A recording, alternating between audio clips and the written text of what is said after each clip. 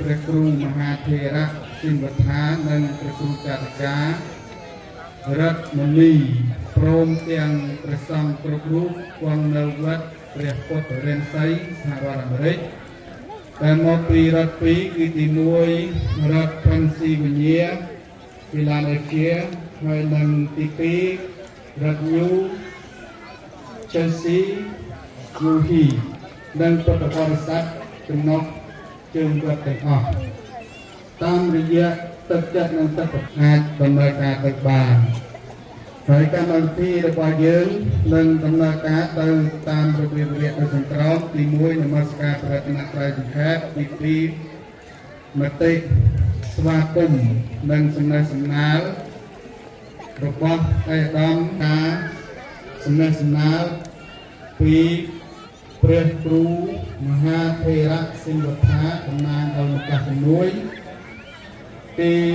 គូនព្រះថេរដីកាសំណេះសំណាលរបស់សម្ដេចព្រះព្រំរតនមុនី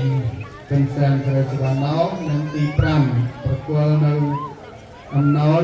និងទេវតាផ្សេងៗដល់លោកវ៉ាន់បណ្ណាប្រធានមន្ត្រីធម្មការនិងសាសនាខេត្តសៀមរាបសូមអបអរសាទរលោកសាមឡន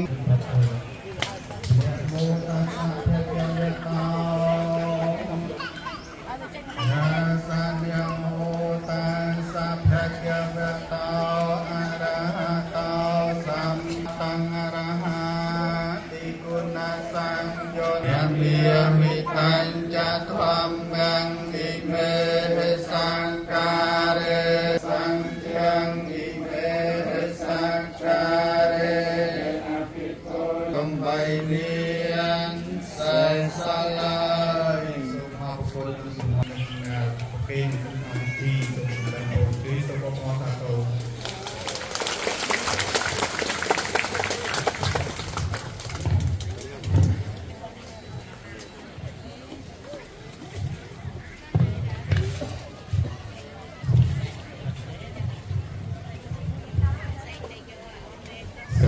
សូមក្រាបថ្វាយបង្គំព្រះមេគុណខេត្តនិងមន្ត្រីសង្ឃខេត្តជាទីគោរពសក្ការៈសូមគោរពវត្តថានិងព្រះគ្រូចៅអធិការរដ្ឋមនីព្រមទាំងព្រះសង្ឃគ្រប់រូបនៅវត្តព្រះពុទ្ធរាសីសហរដ្ឋអាមេរិកហើយថ្ងៃនេះមានក្រុមការងារមកជាតំណាងសូមលើកឈរទាំងអស់គ្នាដើម្បីបង្ហាញជូនដល់វត្តនេះព្រះមហាករណារបស់សម្ដេចនិងព្រះសង្ឃដើម្បីចែកជូនទៅដល់បងប្អូនជនពិសេសរបស់ភាពហើយថ្ងៃនេះខ្ញុំទូព្រះបង្គំខ្ញុំកណាសូមនឹងចែកនៅវត្តព្រះចាស់កណ្ដាល1000គ្រួសារក្នុងមួយគ្រួសារទទួលបានថវិកា$20និងថ្នាំកែរោគមួយកញ្ចប់ឬមួយដងហើយដូច្នេះក៏សូមញាតិញោមពុទ្ធបរិស័ទដែលរងទុក្ខដោយសង្គ្រាមមេត្តាទទួលនូវសេចក្តីរាប់អានដ៏កក់ក្ដៅពីខ្មែរនៅសហរដ្ឋអាមេរិកសូមអរគុណ